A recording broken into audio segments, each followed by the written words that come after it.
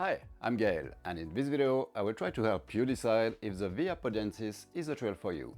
The Via Podiensis, also known as Voie du Puy in French or GR65, is the main Camino route in France. There are a lot of Camino ways in France, but there are 4 main ones. Out of those, the Via Podiensis is by far the most popular one.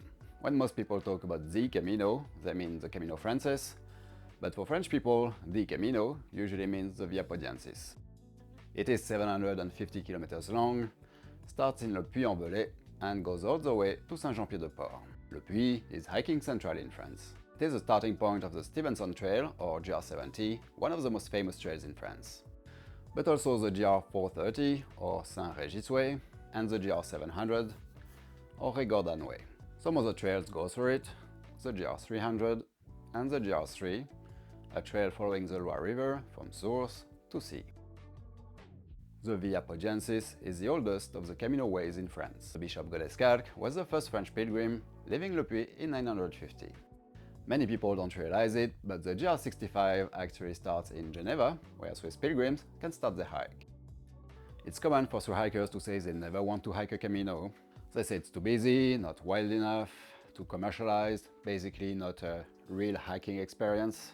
Personally, I always wanted to do it, but for a long time it was a walk I saw myself doing when I'm old, because it's easy and because it's local to me. But life happens, and I found myself in a place where I had to walk the trail for work. And after walking a lot of empty trails, I was ready for a social one. As you might imagine, the Via Podiensis is not a wilderness experience, it's a cultural and social one. Of the 4 main Caminos in France, this is the one with more accommodation options. You can stay in a gîte every night, and that's what the vast majority of pilgrims do. Considering the cost of living in France and what you get, the gîtes are a really good value. It's usually between 15 and 25 euros for a dorm bed, and between 40 and 50 euros for half board.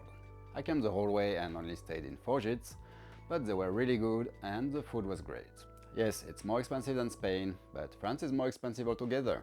And I found these few gîtes better than the albergues I stayed at in Spain. It does require a lot of planning though, and that's the main reason why I camped. One thing to keep in mind is that staying in a gîte and eating your own food doesn't seem to be the done thing. I was walking in October, which is not high season, so a lot of gîtes were closed and the ones that were open filled up quick. Normally you need to book your gîte at least a day in advance, which is fair enough, but at that time for me it was way more planning than I ever did on a hike or wanted to do, so I camped. There's a specific aspect to the Via Podiensis that's worth mentioning, that it's very much a trail that people section hike. A lot of people only do the first 200 kilometers between Le Puy and Conques, while other people section hike a bit of trail every year. Something that true hikers love is that strong and unique kind of bond you can quickly make with someone you just met just because you know you're on the same crazy adventure, and knowing that you can bump into someone you hiked with 2 months down the line. Well, it's quite different on the Via Podiensis. I think I only met 1 or 2 people going all the way to Santiago, and I never saw them again. While it's different, it's still a wonderful social experience and common for people to make lifelong friends here. On this trail, you go through a nice variety of landscapes, from Aubrac to Basque Country, but the highlight is going through some of the prettiest villages in France. There's an official label in France, one of the most beautiful villages in France, and you will see this in a village pretty much every second day. To be honest, the GR65 is pretty, but there are a ton of more beautiful trails in France. The landscapes are really not the reason people hike this trail.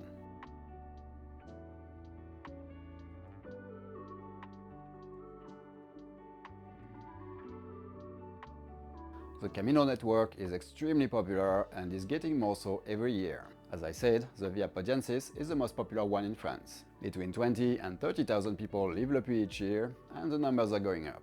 But only 3,200 Compostelas were handed out in 2019 for pilgrims coming from Le Puy. And out of those 3,200, heaps would have been section hiking. And if you're not French, you should know that the vast majority of pilgrims on the Via Podiensis are French. It's very different from the Camino Frances, which has the most international crowd you could think of. I was thinking it would be a pretty boring walk for a non-French speaker looking for a social hike, but I met some along the way, asked them, and they all said they loved it. That while not a lot of people could or wanted to speak English, they did find enough who did to make their journey memorable. Or maybe they didn't, and they just said that to be polite. This is a pilgrimage, so there is only one way to go, though some people also see it as a regular hiking trail, and in that case, direction doesn't matter. I did meet a guy going the other way, which is very surprising because you don't see anybody going this way. Turned out he went all the way to Santiago and turned around. You can technically hike this trail all year round, but spring and autumn are the best. Winter is very cold in some sections up north, like Aubrac, and pretty much all the gîtes are closed. Summer is very hot and very busy. Spring is very busy. September is busy. So, in a nutshell, weather-wise, the best months are May, June, September and October. As far as crowds go, if you want a quieter trail, maybe try April or October. The Via Podiensis is an easy trail. And to say that, I don't use my own fitness as reference, I just compare it to other hiking trails. Terrain-wise, it is easy, a few ups and downs, but nothing too hard. You never have to carry a lot of food or water since you walk through so many villages. Plus, you have the option of staying indoors every night if you want. That, of course, doesn't mean it's going to be an easy walk, depending on your experience.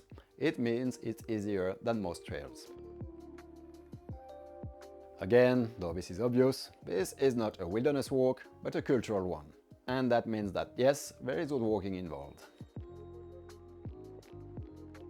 The main resource for French people is the Miam-miam Dodo guidebook. It is really well done and shows you all the accommodation options with useful information about each place. You can also see different alternates. It's in French, but all the really useful stuff is pretty self-explanatory, so even if you don't understand French, you should get away with it. I know that Cicerone has an English guidebook. You can also get the French Topo map books, but that's probably not the best option out there. The website CAMINODESANTIAGO.me has the best forum.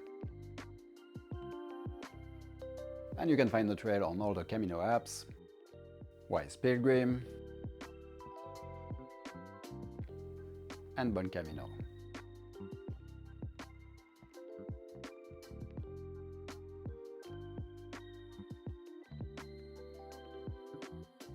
There are quite a few small alternates and two big ones. Between Figeac and Cahors, you have three options.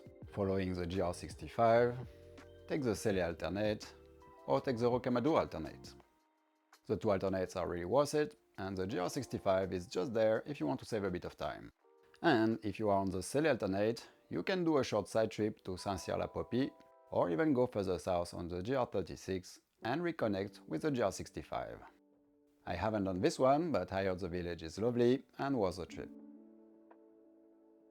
If you're starting in Le Puy, you really want to go to the mass they have for pilgrims. It is every day at 7 AM. I'm not a religious person, but I still really enjoyed it.